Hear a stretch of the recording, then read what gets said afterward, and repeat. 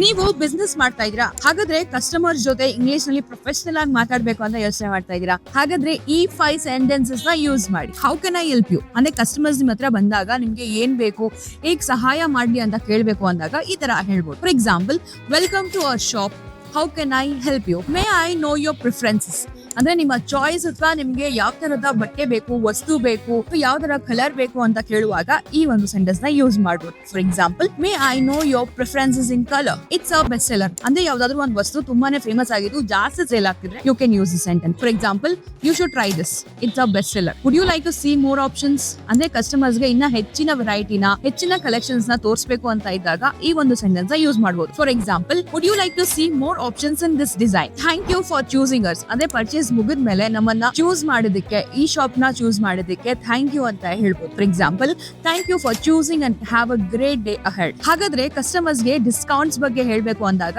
ಹೇಗೆ ಹೇಳ್ತೀರಾ ಅನ್ನೋದನ್ನ ಕಮೆಂಟ್ ಸೆಕ್ಷನ್ ಅಲ್ಲಿ ಕಮೆಂಟ್ ಮಾಡಿ. ಇದೇ ತರ ಬಿಸ್ನೆಸ್ ಇಂಗ್ಲಿಷ್ ಕಲಿಯಲು ಫಾಲೋ ಮಾಡಿ ಇಂಗ್ಲಿಷ್ ಪಾರ್ಟ್ನರ್ ಕನ್ನಡ.